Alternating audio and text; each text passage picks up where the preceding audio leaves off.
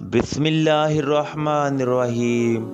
السلام علیکم دوستو، آج آپ کو جہنم کی ہولناک سزائیں بتاتے ہیں کہ جو لوگ دنیا میں جس طرح کے کام کرتے ہیں اس طرح کی ان کو سزائیں ملیں گی۔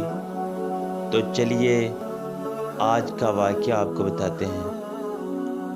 حضور اکرم صلی اللہ علیہ وآلہ وسلم فجر کی نماز کے بعد صحابہ کرام سے دریافت فرما لیا کرتے تھے کہ تم میں سے کسی نے کوئی خواب دیکھا ہے؟ اگر کسی نے دیکھا ہوتا تو آپ صلی اللہ علیہ وآلہ وسلم اس کی تعبیر فرما دیا کرتے تھے۔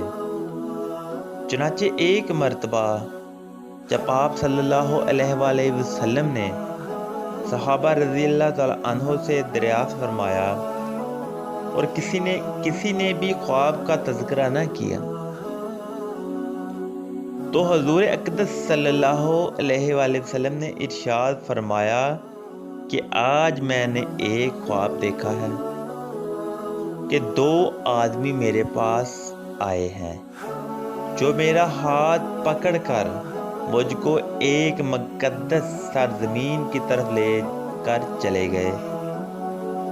کیا دیکھتا ہوں کہ ایک شخص وہاں بیٹھا ہوا ہے اور دوسرا ہاتھ میں زنبور لیے ہوئے کھڑے کھڑے اس بیٹھے ہوئے شخص کے کلے چیر رہا ہے، اور جب ایک کلا گدی تک چڑھ جاتا ہے تو دوسرے کلے کے ساتھ بھی یہی معاملہ کرتا ہے، اور اتنی دیر میں اس کا پہلا کلا درست ہو جاتا ہے، مگر وہ شخص پھر اس کے ساتھ یہی عمل دہراتا ہے۔ یہ دیکھ کر میں نے دریافت کیا، آخر یہ کیا بات ہے، یہ کیا معاملہ ہے؟ تو وہ دونوں کہنے لگے آگے چلیے۔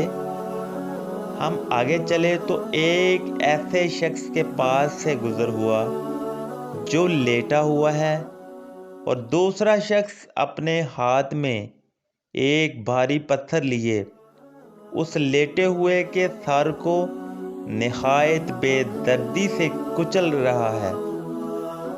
چنانچہ جب وہ شخص اس کے سر پر زور سے پتھر مارتا ہے تو پتھر لڑک کر دوسری جانب چلا جاتا ہے، اور وہ شخص ابھی اس پتھر کو لانے بھی نہیں پاتا کہ اس کا سر پھر درست ہو جاتا ہے،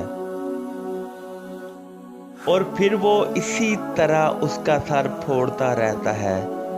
یہ ماجرا دیکھ کر میں نے دریافت کیا کہ یہ کیا قصہ ہے، تو وہ آدمی کہنے لگے آگے چلیے۔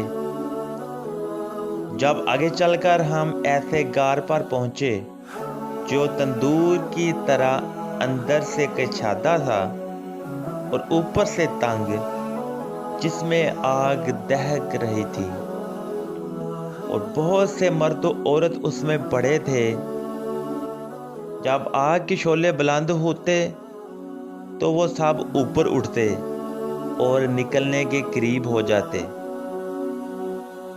اور جب آگ نیچے بیٹھتی تو اس کے ساتھ نیچے چلے جاتے تھے۔ یہ دیکھ کر میں نے معلوم کیا کہ یہ کیا معاملہ ہے، تو وہ کہنے لگے آگے چلیے۔ آگے چل کر ہم نے دیکھا ایک خون کی نہر جس میں ایک شخص کھڑا ہے اور دوسرا شخص نہر کے کنارے پر کھڑا ہے، جس کے سامنے بہت سے پتھر پڑے ہیں۔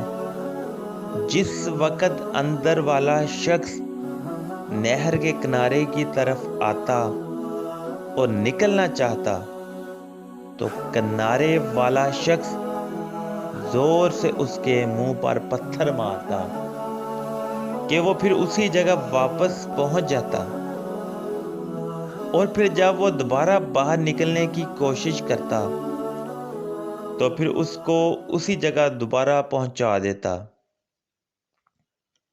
اس حال کو بھی میں نے معلوم کرنا چاہا، تو وہ دونوں کہنے لگے کہ آگے چلیے۔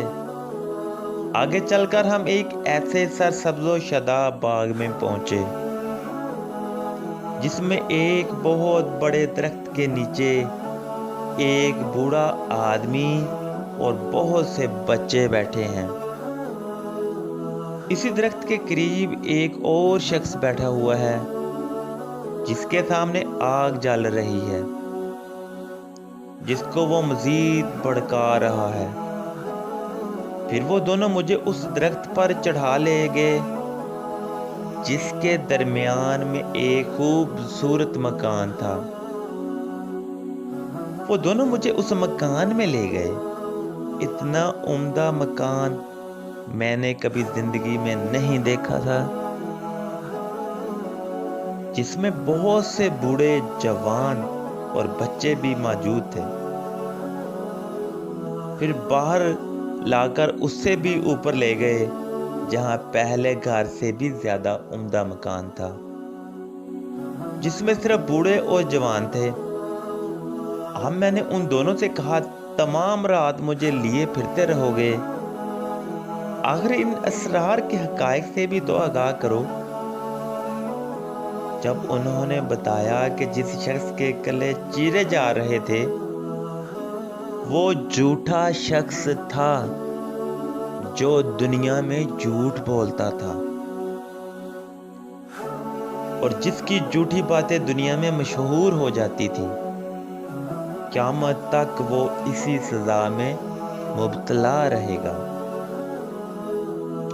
اور جس کا سر پھوڑا جا رہا تھا وہ ایسا شخص ہے جس کو اللہ تعالیٰ نے علم و قرآن عطا فرمایا مگر رات کو غافل ہو کر سوتا رہا اور دن کو اس پر عمل نہ کرتا تھا۔ قیامت تک اس عذاب میں مبتلا رہے گا اور آگ کے گارے میں زناکار پڑے ہیں اور خون کی نہر میں سود خور ہیں۔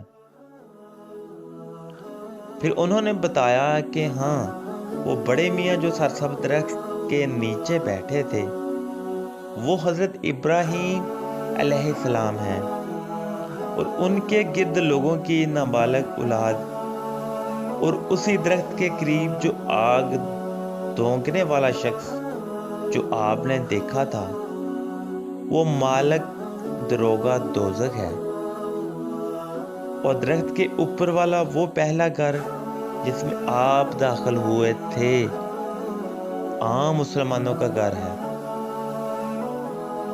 اور دوسرا شہیدوں کا ہے۔ پھر فرمانے لگے، ہم دونوں آدمیوں میں سے میں جبرائیل ہوں اور یہ میکائیل ہے۔ اس کے بعد وہ کہنے لگے، ذرا سر اوپر اٹھائیں۔ میں نے سر اٹھا کر دیکھا تو میرے اوپر سفید بادل مجھے نظر آیا۔ وہ کہنے لگے، یہ آپ کا گھر ہے۔ اس پر میں نے کہا، تو مجھے چھوڑو، میں اپنے گھر میں داخل ہو جاؤں۔ اس پر انہوں نے کہا، نہیں، ابھی آپ کی عمر پوری نہیں ہوئی۔ اگر آپ کی عمر پوری ہو چکی ہوتی تو آپ ابھی چلے جاتے۔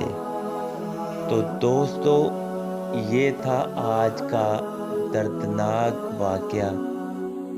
جو لوگ دنیا میں جھوٹ بولتے ہیں، زنا کرتے ہیں، جو نماز نہیں پڑھتے، ان کی سزائیں ہیں۔